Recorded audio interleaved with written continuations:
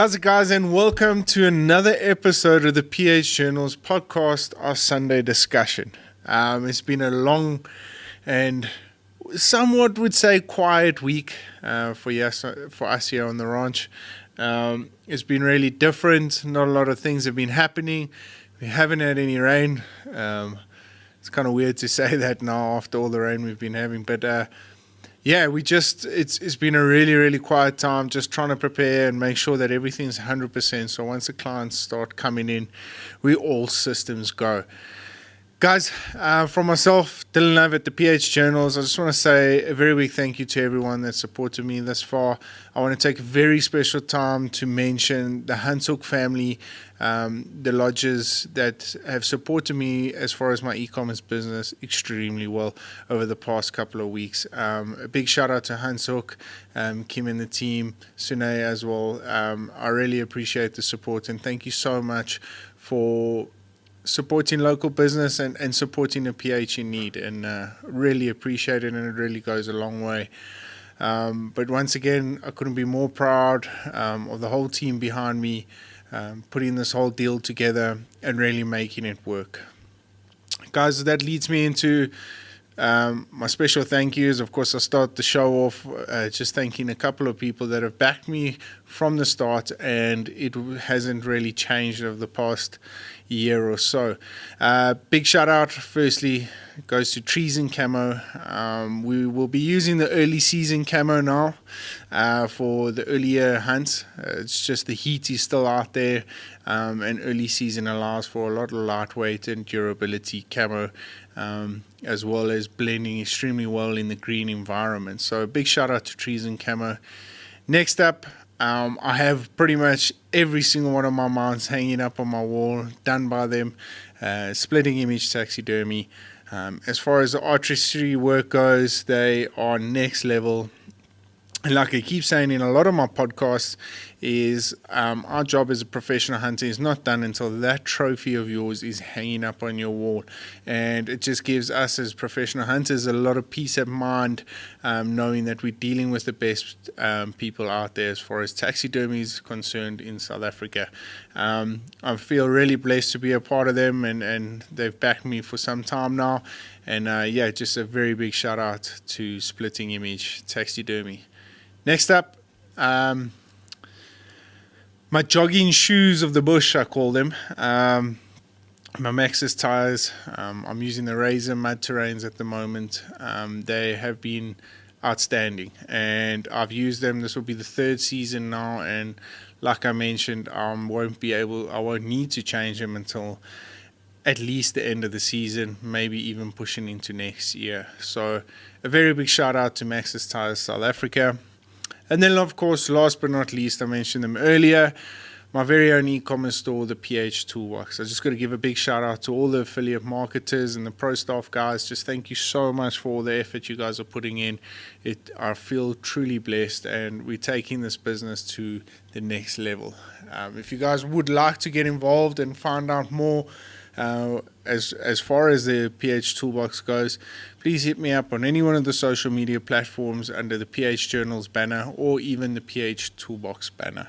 Once again, just thank you to everyone that has purchased from the store. It really goes a long way.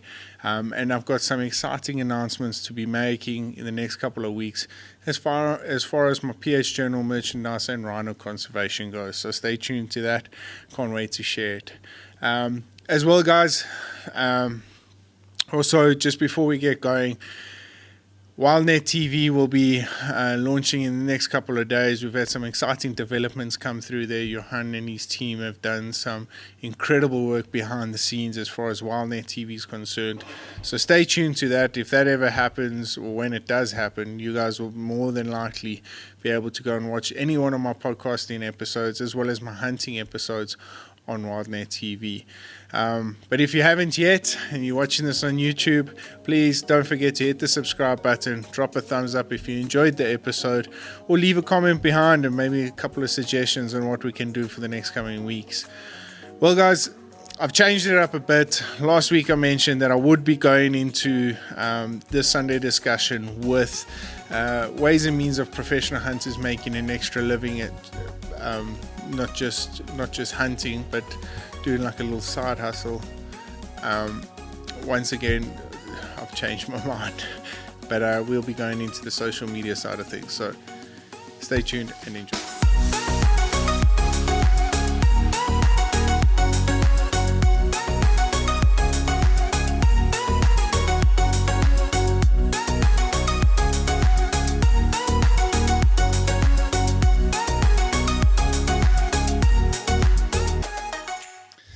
How's it, guys? And welcome to episode 3 of the PH Journal Sunday discussion in 2021. I have changed my mind as far as topics go. I was going to discuss this week, especially for a lot of the PHs coming through and wanting to do PHing as a full-time business, as far as freelancing is concerned. Some of the side hustles and some of the ways to make a nice little bit of income on the side while still being able to do what you're extremely passionate about and what you believe in.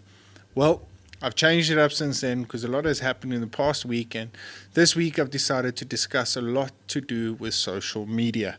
Now, social media is an extremely powerful tool, as a lot of us know, but as far as the hunting fraternity, it's always been a sensitive topic to discuss around, to see what we can post, to see what sort of content is allowed. We've always played down to the bunny huggers and the tree huggers, and we've always just wondered and we haven't had our best interests at heart, and we've always been we always tend to view our content from a very judgmental point of view as before we post it. A lot of it's got to do with some of the content that is out there, but also as far as our personal lives, we don't really want to be scrutinized and attacked on social media. Now, I've been victim to this, and I'm sure most of my hunting buddies and a lot of my guys that follow me would have witnessed the same sort of thing. Now, it's difficult for us to always be politically correct,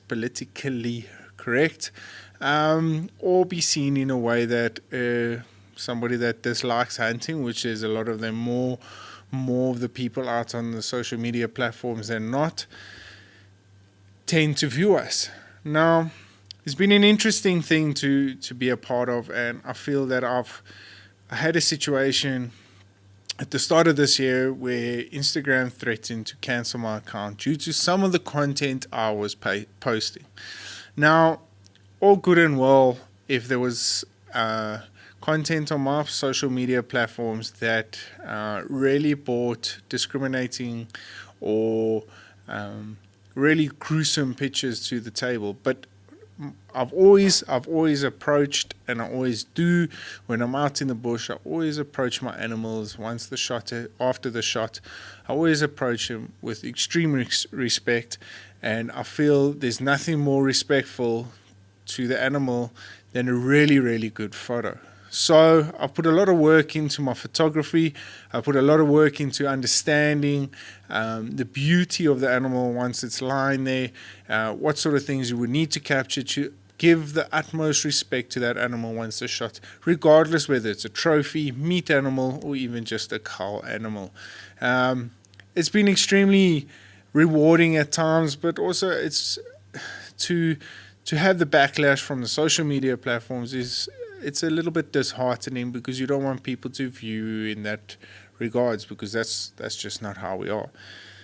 But anyway, getting back onto topic, social media is an extremely powerful platform. Of course, some of us know that it's our only source of marketing that we've got out there, especially since now SCI and Dallas Safari Club were not open to us South Africans coming over to market our safari businesses. So using social media as a marketing tool was extremely important during the lockdown periods, just to keep the interest and the enthusiasm there. Well, what I can tell you and what I know, remember this is not 100% correct, but just from my personal experiences, because if I had to look at my accounts from an outside perspective, I think there is some sort of success to it. So if I can give you guys any sort of tips or advice going forward with your future accounts, I would be happy to do so. But firstly, just a couple of things. I post on Facebook, Instagram. I used to post on Twitter. Not anymore. And now I've slowly started getting into TikTok. TikTok's an interesting one for me because it's a platform where it's obviously created through video, but it's also it's an extremely sensitive platform as far as comments are concerned. We've seen a lot of cyberbullying, if you want to call it that. Not that it matters to me much. I couldn't really. I don't give two shits whether people like my content or not. But as far as attacking my family from a social media aspect, it starts to get a little bit dangerous when people find out a lot to do with your personal life. Swapping personal life with what I'm actually doing is very, very difficult, and I don't want it because my personal life is incorporated into my hunting, and I feel that as a professional hunter you reflect who you are as a person out in the bush, how you handle clients, what sort of animals you shoot, how you handle the animals, and what you do after the shot as far as entertaining at the lodges, taking photos of the animals, and just giving your clients an all-round enjoyable experience. Now, the reason why I don't post on Twitter is just not a platform. Twitter opens up your images or your topics for discussion. Now, a lot of my stuff, a lot of my platforms, for instance, my podcasting, it allows for interaction, but I would rather have that interaction on a personal level through a Facebook message, Instagram DM, or a YouTube comment. I feel that's the best way to handle things. Over Twitter, you get these threads that just go on and on and on, and people start repeating themselves, and it actually becomes a little bit not daunting, but it becomes frustrating trying to manage the conversation as far as it goes. But yeah, I have tried LinkedIn. It's more for the business side of things. Obviously, promoting my merchandise through my PH Toolbox store. That's become extremely important. But as far as a personal brand, not so much. It is an extremely powerful tool, but for us, for what we're doing, where we capture emotion and where we capture the scenery and stuff is through image and video. And I feel that Facebook and Instagram, as far as hunting is concerned, is still the best platforms to be posting your stuff on, and of course YouTube. But yeah, obviously it differs from personnel to personnel, and highlighting that as early as possible, which platform suits your brand better, because remember, as a professional hunter or a safari lodge or whatever, you're capturing your personal brand, your personal attention to detail. So from a professional hunter's side, you capturing the whole experience of hunting an animal. From the outfitter side, you're capturing the whole experience of showing off your lodge and its beauty and some of the facilities it holds. Of course, doing that via imagery through video or pictures is the best way. So highlighting and identifying that as early as possible is extremely important, and it just gives you that leapfrog on your competitors as you go forward if you identify it as early as possible. Creating content, it's a difficult one for me to answer, but it's extremely important. I don't want to put content out there for the sake of putting content out there. That's one of the most important things you guys need to understand. Putting content out there for the sake of it is not ultimately winning at anything. You're just sort of ticking all the boxes where it needs to be ticked, but you're not growing your audience. You're not captivating them. You're not bringing them into your personal space as much as what you should be. For instance, over the last couple of days, I've been posting a lot of things to do with my pickup. And the reason I've been doing that is because for some weird reason, and I don't know if it's just me personally on a personal level, but my Toyota Land Cruiser 79 Series V8 double cab has been with me through thick and thin. I had a horrendous car accident in 2015, August of 2015, and I wrote my pickup off. And subsequently since then, I got this new Land Cruiser, and we've been through thick and thin, and I've catapulted my career in some ways with him. And we hit a milestone of 100,000 kilometers. I think that's, what's that? It's either 50 something thousand miles or 60 something thousand miles. It's extremely, for me, it's sort of like a little milestone that we've achieved together.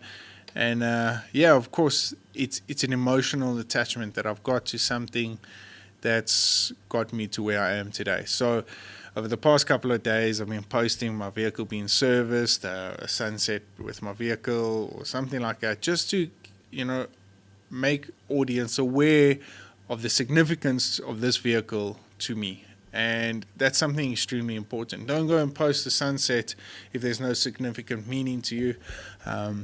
If you're sitting around a campfire or if you're sitting outside having a beer and there's a beautiful sunset, posting it, by all means, people will get emotionally attached to that just as much as you were at that moment. But taking one off the internet or having one sent in from a friend, it doesn't do it justice. So just remember that, guys. Remember, feed your emotion out onto social media. It's extremely important, especially if you're trying to sell a personal brand. Putting yourself out there, it leaves you vulnerable, but at the same time, it opens you up for a huge amount of success. So remember that. It's extremely important to understand that and make sure that you do it in the correct manner. Other than that, most of my stuff is just all personal, raw, and experience. So an interesting question comes to mind, and that is advertising your content. On Instagram, you get a little block there called Boost. Boost your post. For me, it has worked. But it sort of just brings in the likes, and I'm not all about the likes. I'm not too worried about the likes. I'm more worried about stretching my footprint and getting people to really come on board and enjoy what I do and start following me instead of just liking and boosting your post for whatever reason. It's more of a sales gimmick from my personal point of view. From the social media platforms, they're just trying to get you to spend a little bit more money on and attracting likes. But of course, every now and then, if you've got a couple of giveaways or something like that, it's always important to maybe just boost it a little bit. And if it is 250 Rand or 500 Rand, whatever your budget allows you to be, it's not going to go completely to waste, but you're not going to utilize the full amount of it. So just remember that and keep that in mind. Creating nice and raw content and something that will always captivate the experience that you are going through is extremely important. Now, talking about marketing and motivating yourself out there, hashtags is extremely important. Sorry, excuse me. I use hashtags a lot, and what I've done is I basically will research some of the top hunting hashtags before I decide to do a post. Or if I'm just out there, like I mentioned, having a beer, watching the sunset, I'll just hashtag what I'm feeling and not too worried about what the most amount of hashtags there are out there for that specific scenery. Hashtags are extremely important. They allow a lot of other traffic from other sources start coming into your feed. And you'll slowly but surely start picking up if somebody is really on the borderline of whether they hunt or not. But you're posting pretty cool content, whether it's about animals, sunsets, photography, whatever it may be. They will always most likely like your content and take it forward, and you'll gain a lot more followers in that regard. I personally, I like the maximum amount of hashtags at 30. I do a lot of hashtags. It's not necessary. Rather, just if you don't want to do so many hashtags, just do a little bit of research. Just check what the top searched hashtags are, what are the top used hashtags as far as the hunting fraternity is concerned, and how many people follow them, and then just use those ones. But I do like to, for instance, if I'm taking a photo of my pickup, I would always put there gravel road or hashtag stone under my bonnet or something, just something crazy that I'm feeling at the moment, whether you're going to be starting a new hashtag or whether there's one existing there and there's 3 of them following them. Most of the time, the 3 people that are following them and yours pops up, they're going to follow you. And yeah, it's a pretty unique tool that often gets pushed aside quite often because people don't really understand it and really understand the use of it. So just bear that in mind. Hashtags are important and use them where you need to. Okay, guys, well then, on the next one, brings me to... excuse me, the seed from the grass has got my sinuses bumping up completely. I mean, I've got the sneezes and I feel there's always an itch in my nose.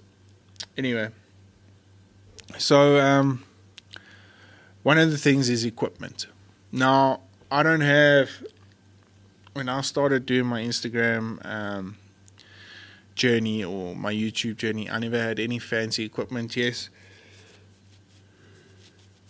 Excuse me. Yes, I have upgraded since then. But when I started, I just used the basic, my iPhone, 1 or 2 nice little mics, little Bluetooth mics that I used to carry around in my bag. Just doing the basic things right, just making sure that the audio quality was clear, the video quality was clear, and we could project a story as good as possible, as best as possible. And that's super important if you've got 3 seconds to captivate that audience that is watching or seeing that video or picture for the first time. So if you do have a bit of extra money lying around, don't be shy to invest it. I promise you will never see it right now, but in the long run, I promise you it is worth the money, and you'll see your posts, likes, and followers start coming through quite a bit, and it's extremely important at the end of the day. At the moment, so what I'm using as we sit here, if we're looking at my podcast, I've got myself a nice little mic that plugs into my camera, my laptop, so the audio recording, this is where the issue came a couple of weeks ago. The mic and the audio cable wasn't quite gelling too well, but since then I've invested in a nice little decent setup with the mic cable, a mic going into my camera and my laptop, so I can generate the sound through my laptop and through the camera, the audio visual from the camera. That's just pretty basic, and the costs are really low. When I'm out in the bush, I've got my Canon M6 mirrorless camera that I use to take photos of the animals. I just feel, and this is where it gets important, but we'll get into photography a little bit later, that part of the safari is extremely important because you're trying to captivate a memory, emotion, scene, experience. You're trying to capture all of that, and to have the best equipment possible will really help you along the way. It's really pretty much effortless. Once I put the camera down on the tripod and start snapping away, it really captures it, and yeah, it's pretty cool, and it really helps going forward. And then I ran a little Bluetooth, I think they're Boya Bluetooth mic sets that clips into my clients or myself. That's a new toy of mine that I've just bought, and I can't wait to test it on one of the hunts, so I'm pretty excited about that. And then after that, my equipment on my laptop is Lightroom. I use that to edit most of my photos, and I edit them before I post. I never use Instagram's edit options, filters, or whatever you want to call it. I never ever use them because I've done enough work on my laptop to generate that image to make sure that it pops and we capture some of the unique spaces of the photo. But yeah, guys, basically that's just the basic setup. I had cameras like the Rebel T3, my Nikon, unfortunately that got stolen out of my pickup. So we had the basic essentials, and at that stage it really was the basics. And since then we've upgraded because we've understood the importance of captivating good quality imagery, good quality video, so that your audience don't get bored, don't get left behind. And especially when you're out there, I mean, guys, South Africa is a beautiful, beautiful place. Especially now, it's absolutely stunning. So to capture those moments, you're not doing this place any justice if you don't do it properly. So spend a bit of money if you have got, and really just take some time to understand the scenery and how things are going on over there. It's extremely important, and for the long run, it will help you out immensely. Well, guys, getting to the important part of social media, and like most of you know, video and photography, capturing that moment is probably the most important part. Now, I'm no videographer, nor am I no professional photographer, but I'm learning along the ways. I've taken enough photos to see where I can improve on. And of course, the video side of things is something I'm really starting to get the hang of, starting to learn a lot more, and hopefully I can be able to master it as soon as possible, just so that I don't miss out on any more moments or anything like that. But understanding your scene and making sure that it's all captured in one image is extremely important.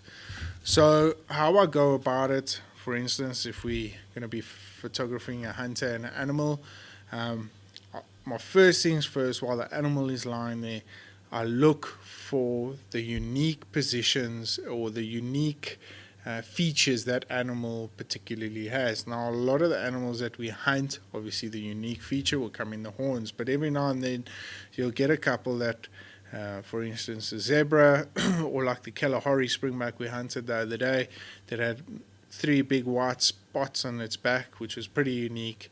You also want to try and capture that feature in the photo. So how I like to do it, and by no means is this the right way, it's just how I enjoy it, and I personally like to reflect my animal's uniqueness and my hunter's emotion towards the animal, is to put the hunter the back of the animal and then focus the horns and head right at the front of the scene. The reason why I do that is because the animal is the main focal part, and I believe that we need to give that animal as much of the respect as possible by showing off his unique features and of course his weapons, the horns. And the reason why I put the hunter at the back is because the hunter is not always the most important part of the hunt, but he does have a significant role, of course, that he plays. But obviously harvesting, shooting, hunting that animal is the most important thing, and while it lies there, we need to give it the most respect as possible.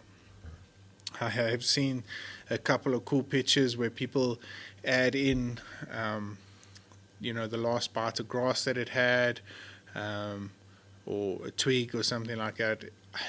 A lot of people dislike it. I really enjoy it. I've never done it before, but I think it just adds a really cool touch to that photo, and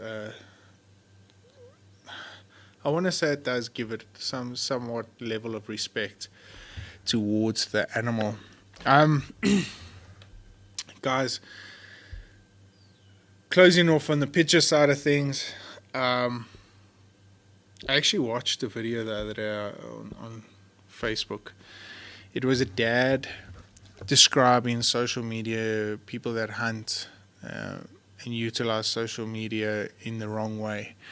And it was an interesting video to me because I felt his pain, I felt his emotion, and I understood where he was coming from. Social media is an extremely powerful tool. You're going to be spreading that memory, that photo across the board to some people that you may never ever see, and some people that find hunting offensive. The problem is that when us as hunters and we try to keep ourselves as clean as possible, we get a couple that ruin it all for all of us. And it's extremely frustrating when people don't do things, and I don't want to say politically correct, but when people do things that know that will piss the other party off. And it's very frustrating because it's unnecessary. You don't really need to do that, and don't tell me you can't capture that animal in that emotion in that way as best as possible. So just focus on the small things. Focus on cleaning the blood on the animal. Just make sure that there's no blood lying around. Make sure that the hair is brushed nice and smooth. My personal opinion, I don't think holding the animal's horns, and this might be very, very nitty, but don't hold the animal's horns. I feel, that's its power, its tool to show off to the rest of the world the identity of that animal. And by us holding the horn, it's sort of what minimizes it. It takes that sort of power away from it. But that's just my personal opinion. I know a lot of guys like to do that. I don't personally. If I've got to spend half an hour trying to make that headstand, I'm going to spend half an hour trying to make that headstand because I don't want my clients to hold the horns. Don't put any other body part of yours, whether it be a foot, knee, stomach, or whatever the case may be, on the animal as well. A lot of guys, I know in the olden days, they used to put the foot on the lion or the foot on the animal and do a bit of a flex or whatever the case. It's truly unprofessional. It's not. You don't need to do that. It's somewhat degrading for that animal, and I wouldn't recommend it at all. And please try and refrain yourselves from doing that. And then this gentleman in the Facebook post went on to say that a lot of the duck hunters shove the ducks in the shotgun barrels. To me, that doesn't really bother me, but to some it might, and I can see why it will. Also, duck, the bill is an extremely important part of the animal, so to shove it in a rifle or in a shotgun is not the greatest way to show your appreciation to that animal losing its life for you. So yeah, guys, there's so many small things, and I think it's our obligation as hunters to make sure that we do these things correctly and ethically, because ultimately we've got enough fight on our hands. I see we're struggling to get a bit of ammo at the moment. We're struggling with Joe Biden threatening to ban trophy exporting and all these sort of things. So we've got enough fight on our hands for us hunters to also try and fight a social media war where we know we could have prevented it. I think it's unfair to a lot of us, and it's unfair to a lot of the organizations that are standing there defending us and trying to justify why we're doing what we do. So just remember that you've got an important role to play as far as social media is concerned, and doing it the right way. It's the smaller things that count, and just take a little bit of more time and just highlight some of the importance as far as photography and videography goes for that particular animal.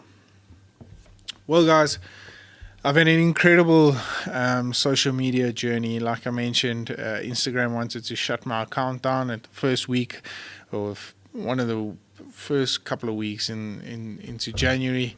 I found it extremely frustrating and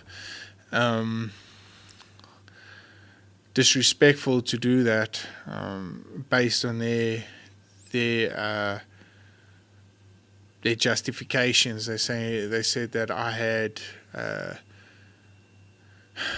broken community guidelines on numerous amounts of occasions, and I broke community guidelines and I was reported on numerous amounts of occasions. And when I when I fought the argument, and when I brought it forth to them, sent them emails, tried to take this a lot further because they gave me 24 hours before my account would have been suspended. They just sent me a message back saying, we have overlooked your account and we found that there were no community guidelines broken, and that was it. I feel for some part of me that needed to know who these people either were or what it was in my social media that upset them so much, because those of you that have been following me know that a lot of my stuff I do to the best respect I possibly can for that animal. I mean, I even the people that send me hate mail on a constant basis, I never ever backchat them or call them names or anything like that, because the more people, if it's 1 in the 50 that send me a bad message, if I can just get one person to listen to my argument, I'm pretty sure they'll understand where I'm coming from. It's extremely frustrating to see people that don't want to engage, that don't want to understand, but yet will go behind my back and report me to the social media police, as I like to call them. But other than that, I've kept a clean slate, and I mean, I love animals to bits. I really do, and that's the only reason why I'm in the industry I'm in, because I solely believe hunting is our best conservation tool. And if we don't preserve hunting, we're not going to have much to conserve our animals for my daughter one day, or for the younger generation coming through. So it's extremely important to protect what we've got, but doing it in the right manner. And there are a couple of guys out there that do take chances, that do take things for granted, and do like to push the limits as far as social media goes, posting unethical pictures, pictures that don't make sense, that put a bad light into the hunting industry. And we're trying to avoid that, and I'm hoping this podcast helped, especially for the younger guys coming through. Well, guys, like I said, social media has been an extremely important part in the last year or so, especially now that the shows weren't there. We've seen a lot of activity as far as hunting is concerned on social media from the safari companies across the board, and likewise from our professional hunters. So keep going at it. Just a quick one, I like to post at least one picture every single day, just to keep my just to let people and inform people of what I'm doing and why I'm doing it and why I love doing what I do. And so yeah, it's extremely important. So keep going at it. Don't give up. Don't get disheartened. It's worth it in the end. And remember, you're creating a personal brand that will be out there to last for a very, very, very long time. And it's your obligation to make sure that you are doing these things ethically and correctly for the rest of us. So extremely important that you guys take some time and just put the correct measures in place before you do post, and make sure that you've ticked all the boxes so that nothing can come back and put a bad light in an industry we're fighting so hard to keep. So, guys, that brings an end to episode 3 of the Sunday discussion in 2021. I'm super excited. Next week we have got a couple of South Africans coming in, and the week after. But then the season officially starts. We'll be doing some local maintenance and getting things up to the standards that we need to. But once again, the bush is looking absolutely incredible. And I'm not just saying that, I really am not. But yeah, guys, until then, to those of you that are in the northern hemisphere, enjoy the last couple of weeks of winter. I'm sure things will start warming up now. And then to my southern hemisphere guys, start preparing for winter. I think we're in for a cold one. And yeah, just looking forward to the hunting season to start. So from myself, Dylan Love, and the PH Journals team, if you haven't yet, hit the subscribe button, drop a thumbs up if you enjoyed this episode, or leave a comment behind on what you would like to see us discuss in the next couple of weeks. But once again, from all of us here at PH Journals, we just want to say a very big thank you to everyone that supported us, and enjoy the rest of your Sunday. Have a good one, guys, and we'll chat soon. Cheers.